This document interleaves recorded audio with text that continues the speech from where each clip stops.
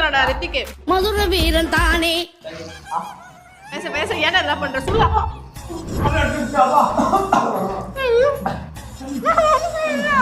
I'm always very hygienic, clean and neat. Hello. மனுஷனாடா நீங்க எல்லாம். சவுண்ட். நல்ல வேலை. நானா. உப்பு ஒரே உப்பு. சூப்பரா இருக்கு.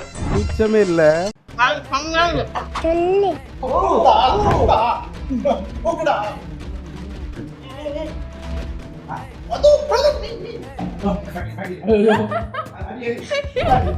அம்மா நீங்க இப்படி பண்றீங்களாமா?